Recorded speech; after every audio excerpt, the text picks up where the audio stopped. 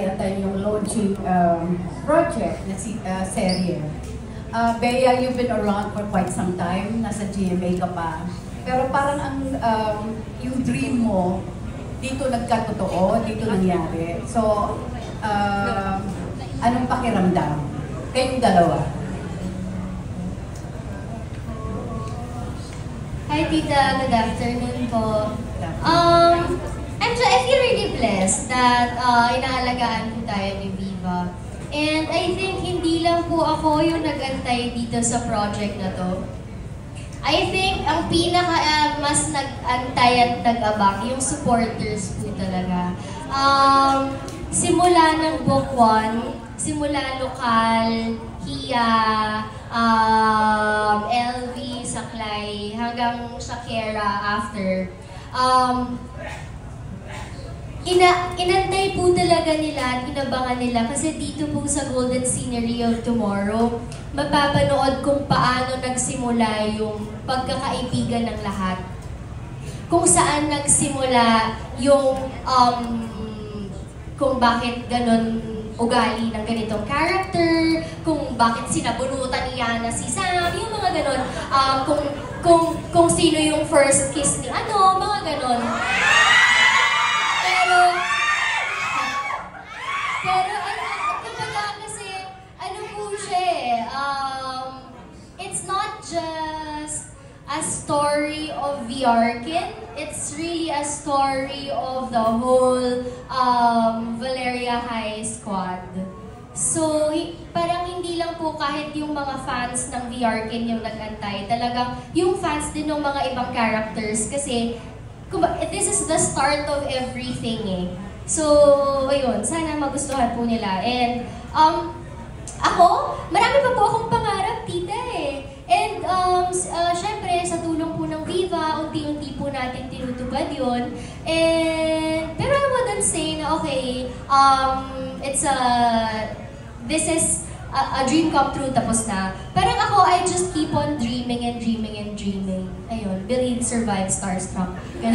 Ayun po. And, pero ayun, nagpapasalamat po tayo sa sobrang grateful at alaga nila Miss Veronique, Boss Val, Boss Vincent, at syempre ni Boss Vic po.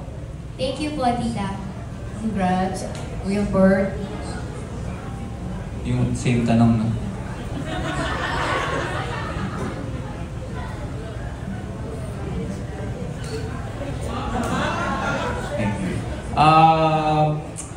Inantay, I think talagang the stars align sa Golden Scenery of Tomorrow kasi nag-chemistry test din ako sa Hero. Yung na-mention din sa akin yung Sevi na role before, and then nasa iba po yung mga projects ko dati. So parang sinakto talaga na kung kailan kailangan nila nung Arkin mismo. Doon ako napunta sa mga chemistry test, gano'n. And then, yung timing po ng mga bagay-bagay, pati yung character na parang hindi na ako masyadong mahirapan. Ipa-imagine sa mga readers na as Arkin, kasi yung kung ano yung ginagawa ni Arkin in the book, yun na din yung ginagawa ko in real life. And syempre, with my love team na sobrang accurate din talaga sa book, yung values ni Via, hindi yung values ni Bea. I think ito po yung project na to, isa sa mga project talagang I can say na talagang dream come true for me. Pero hindi, I hope after this meron pa, masusundan pa for us. May hirit lang ako na tanong sa inyong dalawa. On the spot. Girlfriend material ba, Wilbert, para sa'yo to? Girlfriend material ba si Bea para sa'yo? And Bea, is Wilbert boyfriend material? Yeah, si Bea po kasi talaga sobrang maalaga. Parang sa amin po, siya yung sobrang concerned bigla pag may nangyari. Oh, ano nangyari sa ganito? Ano nangyari? Para siya talagang nanay ng di yung ano lang, parang yung care kasi, so nag-care ka kasi sa lahat. So parang ganoon siya, and then masarap siya magluto. Mahilig po kasi kumain, and sobrang ano niya, parang white, girlfriend material.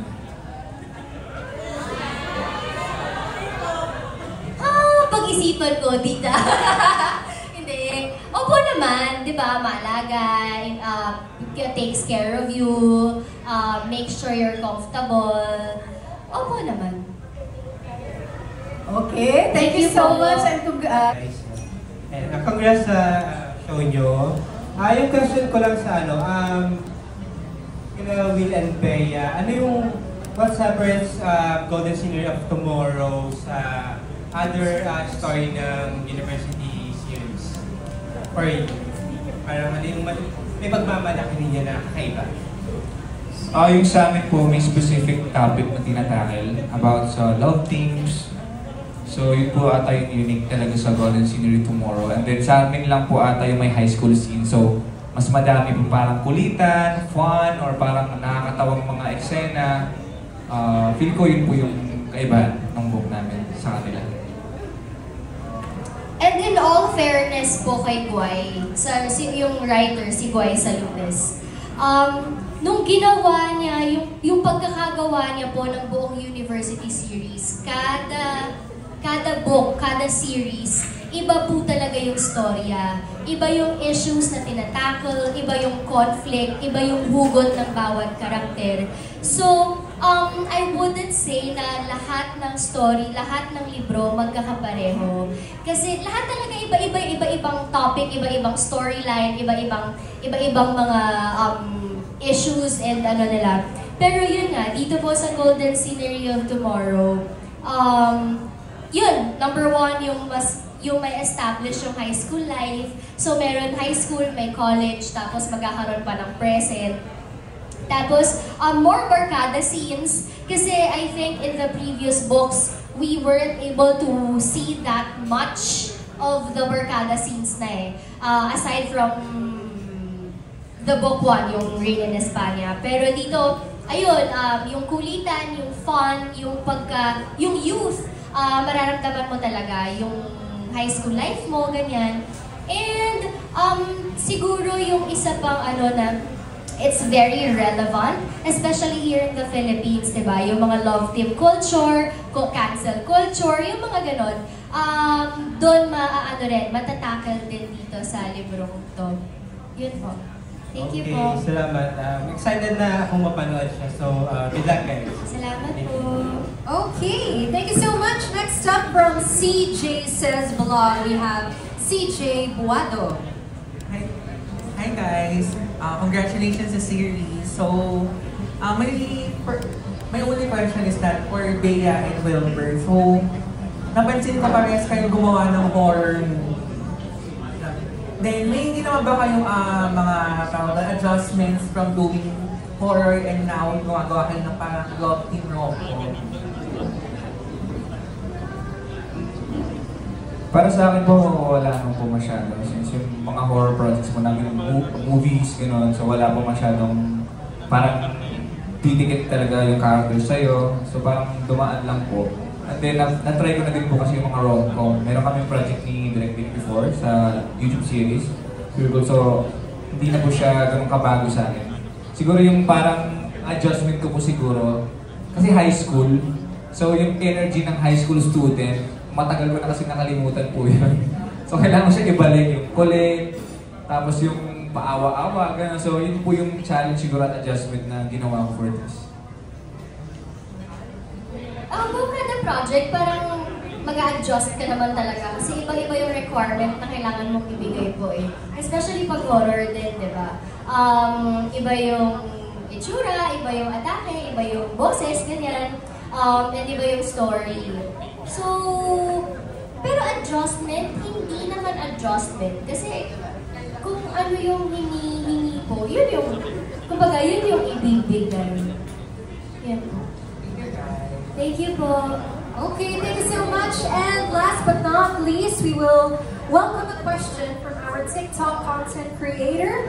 Let's listen to Kat Ochoa.